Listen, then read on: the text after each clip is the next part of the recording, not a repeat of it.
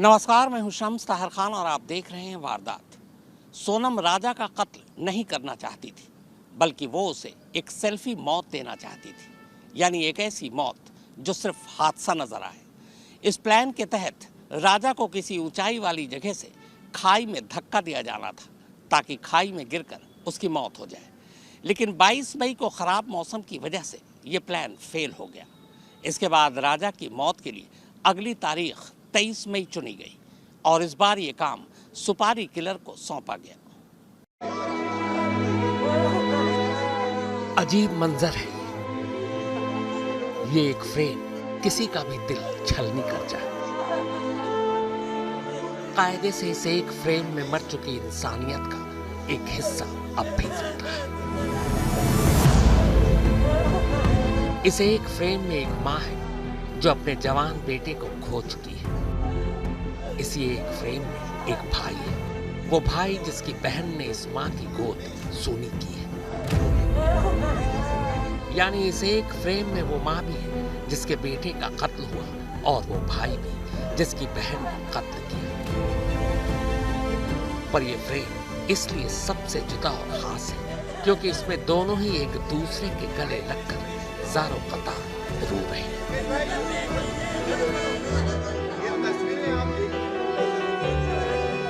सलाम है इस भाई के जज्बे को और उसकी हिम्मत को, ये जानते हुए भी कि जिस सोनम का वो भाई है, जिस सोनम ने अपने हाथों से अपना सुहाग और इस घर का चिराग बुझाया, वो पूरा घर सोनम और सोनम के परिवार वालों को नफरत और गुस्से की निगाहों से देख रहा है। सोनम का वही भाई खुद चलकर राजा रघुवंशी के घर जाता है, राजा की माँ से मिलता है और फिर कैमरे की तरफ देखकर कहता है कि वो खुद अपनी बहन यानी सोनम को सजा दिलवाएगा। उसने हत्या करी है, उसको सजा होना चाहिए। और मैं तो बोलूं उसको डायरेक्टली कोई भी ऐलान ऐसा नहीं हो कि इतने दिन का है या साल की 50 साल की सजा है, उसको डायरेक्टली फांसी होना चाहिए। ये 9 जून की तस्वीर है, राजा रघुवंशी के घर के बाहर की तस्वीर। 8 जून तक जिस सोनम की तलाश में खुद राजा का परिवार और रिश्तेदार दिन रात एक किए हुए थे, जिसके जिंदा और सुरक्षित लौट आने के लिए दुआएं मांग रहे थे, जैसे ही उन्हें सोनम की सच्चाई पता चली, उसकी तस्वीरें फाड़कर उसे आग लगा दी। राजा के घर वालों की सोनम को लेकर इस नफरत और गुस्से को जानते हुए भी सोनम का भाई गोविंद बुधवार सुबह अपनी बहन के ससुराल पहुंचा, उनसे माफी मांगी और फिर राजा की मां के गले मिलकर खूब रोया। राजा के घर वालों और भाइयों को भी इस बात का एहसास है कि गोविंद एक अच्छा भाई है, जिसे अपनी बहन की साजिश के बारे में कुछ पता नहीं था। यह वही गोविंद था जो राजा के भाई के साथ मिलकर राजा और सोनम की तलाश में मेघालय में भटकता रहा था। यह वही गोविंद है जिसे 9 जून की रात 2 बजे सोनम ने खुद के जिंदा होने की बात बताने के लिए फोन किया था। गोविंद जो है कहीं गलत मुझे नहीं लग रहा है, इसके लिए गोविंद के साथ मैं खड़ा हूँ। फिलहाल आप वहाँ पे भी साथ में थे गोविंद के जब सर्च ऑपरेशन चल रहा था? कि गोविंद को इस बारे में कोई जानकारी नहीं है, इसलिए मैं गोविंद के साथ में खड़ा हूँ। फिलहाल में उसका फोन आया, मैं बोले भैया मैं बिट्टी बोल रही हूँ, उसका नाम घर का बिट्टी है, मैं बिट्टी बोल रही हूँ। मुझे उसकी आवाज चेंज लगी तो मैंने उसको कंफर्मेशन वीडियो कॉल करा कि मुझे वीडियो कॉल कर, ढाबे वाले के नंबर से वो कंफर्मेशन हुआ। बस सोचिए इस भाई पर क्या गुजर रही होगी जब वो अपनी बहन के गुनाहों का बोझ उठाए इस घर में दाखिल हुआ होगा, बिना किसी जुर्म के खुद किसी मुजरिम सा महसूस कर रहा होगा। और उधर इसकी वो बहन सोनम है जिसने राजा के नाम का सिंदूर मांग में भरने से पहले ही उस सिंदूर को अपने हाथों से उजाड़ देने का फैसला ले लिया था। सोनम शादी से पहले ही ये तय कर चुकी थी कि किसी भी कीमत पर राजा को मारना ही है। राजा के कत्ल के लिए सोनम ने जो साजिश रची थी, उस साजिश का पूरा खुलासा उसके प्रेमी राज कुशवाहा और तीनों सिपाही किलर ने इंदौर पुलिस के सामने कर दिया है। साजिश की पूरी कहानी कुछ यूं है। राजा रघुवंशी से शादी करने के बाद सोनम इस तरह राजा को मारना चाहती थी कि उसकी मौत एक हादसा लगे। इसे लेकर उसने राज कुशवाहा के साथ लंबी प्लानिंग की। गूगल पर तरीके ढूंढे, अलग अलग जगहों के बारे में पढ़ा और फिर सोनम और राज ने यह तय किया कि राजा रघुवंशी का वो कत्ल नहीं करेंगे, बल्कि उसे एक सेल्फी मौत देंगे। और इसी सेल्फी मौत के लिए सोनम ने गूगल के जरिए मेघालय के बारे में जानकारी इकट्ठा की। सोनम को पता चला कि मेघालय के चेरापूंजी में हमेशा बारिश होती है। वहां जंगल, पहाड़ और गहरी गहरी खाई है। साजिश को पूरी करने के लिए आखिरकार उसने मेघालय को फाइनल किया। प्लान ये था कि चेरापूंजी जाने के बाद घूमने के दौरान किसी गहरी खाई के किनारे वो राजा रघुवंशी के साथ सेल्फी लेगी और इसी सेल्फी के लेने के दौरान मौका मिलते ही वो राजा को खाई में धक्का दे देगी। सेल्फी लेते हुए देश भर में कई हादसों में कई लोगों की जान जा चुकी है। खाई में गिरकर राजा की मौत को भी एक हादसा ही माना जाता। पर अगर खाई में गिरकर भी राजा बच गया तो क्या होगा? इसके लिए सोनम और राज ने प्लान बी तैयार किया। प्लान बी ये था कि तीनों सुपारी किलर किसी सुनसान जगह पर राजा को तेज धार हथियार से मारे। इसी प्लान के फाइनल होने के बाद सोनम और राजा 21 मई को मेघालय पहुंचते हैं। राजा की मौत की पहली तारीख 22 मई की तय की गई थी। मेघालय में ही मौजूद तीनों सुपारी किलर को इसकी जानकारी दी जा चुकी थी, पर पहली कोशिश सोनम को करनी थी। प्लान के तहत 22 मई की दोपहर सोनम और राजा स्कूटी पर चेरापूंजी के अलग अलग इलाकों में घूमने के लिए निकलते हैं। सुपारी किलर लगातार दोनों का दूर से पीछा कर रहे थे। फिर एक जगह सोनम को एक सेल्फी पॉइंट दिखा। वहां सन्नाटा भी था। बस अब सेल्फी लेने के दौरान सोनम को राजा को हल्का सा धक्का देना था। पीछे खाई थी, लेकिन राजा की किस्मत अच्छी थी। 22 मई की दोपहर जिस जगह सोनम को सेल्फी वाली साजिश पूरी करनी थी, वहां तेज बारिश हो रही थी। आसमान में काले बादल मंडरा रहे थे। विजिबिलिटी बहुत कम थी। ऐसे अंधेरे में अच्छी तस्वीर नहीं आती। ऊपर से बारिश की वजह से मोबाइल भी खराब हो सकता था। इसी बारिश के चलते राजा सोनम के साथ बिना सेल्फी लिए वापस लौट गया और इस तरह 22 मई को राजा के मौत की पहली कोशिश नाकाम हो गई। राजा 2 दिन बाद मेघालय से वापस इंदौर जाना चाहता था। ये बात फोन पर उसने अपनी मां को भी बताई थी।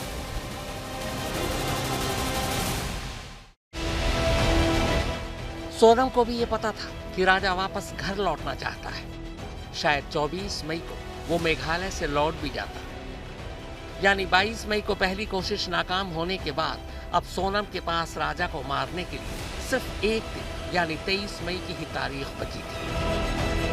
23 मई की दोपहर ट्रैकिंग के लिए फिर प्लान के तहत सोनम उसे सुनसान जगह पर ले जाती है। एक ऐसी जगह जहां तक पहुंचने के लिए 3000 स्टेप चढ़ना और उतरना होता है।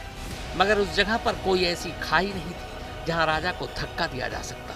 सुपारी किलर तब तक राजा से दोस्ती कर चुके थे और उसके साथ थे। सोनम के पास राजा को मारने का यह आखिरी मौका था। इसीलिए उसने सेल्फी मौत देने की बजाय सीधे सुपारी किलर को राजा को मार देने का इशारा किया, जिसके बाद सुपारी किलर ने तेज धार हथियार से राजा को मार डाला। पहली नजर में राजा की हत्या किसी नौसिखिए अपराधियों का काम नहीं लगता। पेशेवर कातिलों की तरह हत्या के बाद राजा का मोबाइल फोन, पर्स और गहने हटा दिए गए और लाश को खाई में फेंक दिया गया ताकि ये केस मिसिंग का लगे और लाश बरामद हो तो मामला लूटपाट का दिखे। अब सवाल यह है कि सोनम राजा की मौत को हादसा क्यों दिखाना चाहती थी? तो साजिश का दूसरा पहलू यही था। असल में सोनम और राजा ने मिलकर जो प्लान बनाया था वो ये था कि हनीमून के दौरान अगर फिसल कर सेल्फी लेने के दौरान राजा किसी खाई में गिर जाता है और उसकी मौत हो जाती है तो कोई भी सोनम पर शक नहीं करेगा। हर कोई इसे हादसा ही मानेगा। इसके बाद सोनम कुछ वक्त तक एक विधवा का किरदार निभाएगी। फिर मौका देखते ही घर वालों के आगे राज के साथ दूसरी शादी का जिक्र छेड़ देगी। एक जवान बेटी के विधवा होने के बाद तब शायद सोनम के घर वाले भी इस बात के लिए राजी हो जाते, लेकिन सोनम और राज की सारी साजिश पहले ही खुल गई और अब ये दोनों तीनों सुपारी किलर के साथ मेघालय पुलिस के कब्जे में है। इंदौर से धर्मेंद्र शर्मा और रवीश पाल सिंह के साथ अरविंद ओझा, शिलांग, मेघालय आज तक। इंदौर और गाजीपुर से राजा रघुवंशी के 5 कातिलों को मेघालय ले जाया गया है। बुधवार को मेघालय की एक कोर्ट में 5 को पेश किया गया, जहां से अदालत ने उन्हें पूछताछ के लिए अगले 8 दिनों के लिए पुलिस हिरासत में भेज दिया। इस बीच मेघालय पुलिस ने यह दावा किया है कि राजा के कत्ल के सिलसिले में 5 आरोपियों के खिलाफ उनके पास वो तमाम पुख्ता सबूत है जो आने वाले वक्त में अदालत में उन्हें कड़ी से कड़ी सजा दिलाने में मददगार साबित होंगे। इस बीच इंदौर और गाजीपुर से अलग अलग 5 आरोपियों को मेघालय ले जाया गया है, जहां बुधवार को उन्हें अदालत में पेश किया गया। मेघालय पुलिस ने 5 की पुलिस कस्टडी मांगते हुए अदालत को यह बताया कि उसके पास राजा रघुवंशी के कत्ल में इन 5 के शामिल होने के तमाम पुख्ता सबूत मौजूद हैं। बाद में अदालत ने सोनम और राज समेत बाकी तीनों सुपारी किलर को 8 दिनों के लिए पुलिस हिरासत में भेज दिया है। राजा हत्याकांड में पत्नी सोनम समेत 5 गिरफ्तार आरोपियों को लेकर आज शिलांग पुलिस सुबह के वक्त शिलांग पहुंची। उनका मेडिकल चेकअप कराया गया, उसके बाद उन्हें अदालत में पेश किया गया। पुलिस ने 10 दिन की पुलिस कस्टडी रिमांड की मांग की थी, लेकिन अदालत में सुनवाई के बाद आरोपियों को 8 दिन की पुलिस कस्टडी रिमांड पर भेज दिया गया है। अब इस दौरान पुलिस सभी आरोपियों को मौका वारदात पर ले जाकर क्राइम सीन को रिक्रिएट करेगी। इसके अलावा सोनम के पास मौजूद 3 मोबाइल फोन का पता भी पुलिस को लगाना है, उसकी तलाश भी की जाएगी और तमाम हत्याकांड से जुड़ी हुई कड़ियों को जोड़ने की कोशिश पुलिस करेगी।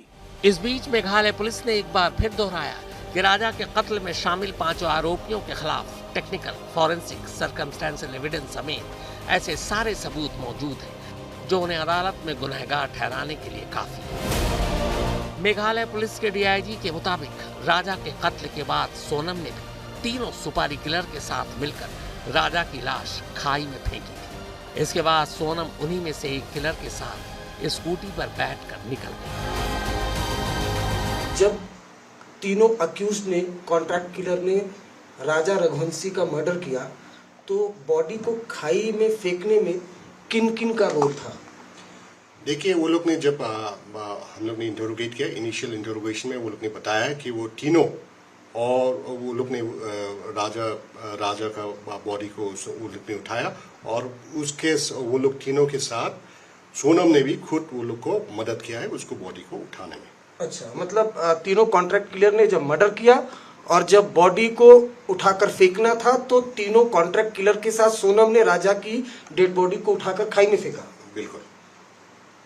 दूसरा मेरा सबसे बड़ा सवाल है कि मर्डर के वक्त जब मर्डर हो गया उसके बाद सोनम क्या कॉन्ट्रैक्ट किलर के साथ कुछ दूर तक आई थी?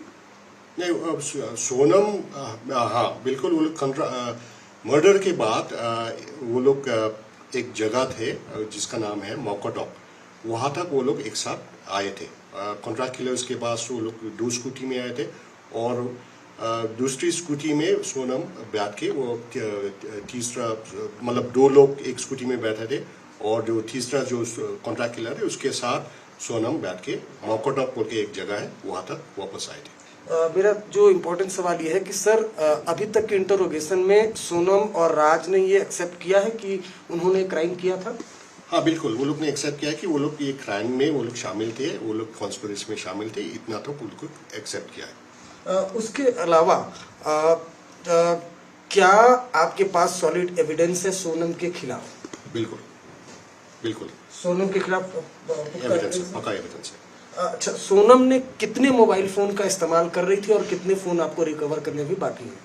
देखिए, हम लोग को फैमिली मेंबर्स ने बताया कि सोनम और राजा के पास 4 मोबाइल फोन है, तो उसमें से हम लोग ने अभी तक सिर्फ एक ही मोबाइल रिकवर की है, मतलब अभी हम लोग को 3 मोबाइल रिकवर करना बाकी है। लास्ट लोकेशन उन मोबाइल फोन की कहाँ पर मिली? जहाँ पे वो मतलब सेम लोकेशन है जहाँ पे वो मतलब मर्डर हुआ था, वो आसपास का मतलब एक ही टावर उसमें पकड़ता है, वही लास्ट लोकेशन था। फिलहाल पांचों आरोपियों से मेघालय पुलिस की पूछताछ जारी है। जिस तेज धार हथियार दाऊ से राजा का कत्ल हुआ था, वो हथियार भी मेघालय पुलिस पहले ही बरामद कर चुकी है। इंदौर से गुवाहाटी और गुवाहाटी से मेघालय पहुंचने के सोनम और तीनों सुपारी किलर के सबूत भी पुलिस के पास है। बाकी जो कड़ियां बची हुई है, उम्मीद है पांचों की पुलिस हिरासत खत्म होने से पहले वो भी जुड़ जाएंगे। इंदौर से धर्मेंद्र शर्मा और रवीश पाल सिंह के साथ अरविंद ओझा, शिलांग, मेघालय, आज तक। तो वारदात में फिलहाल इतना ही, मगर देश और दुनिया की बाकी खबरों के लिए आप देखते रहिए आज तक।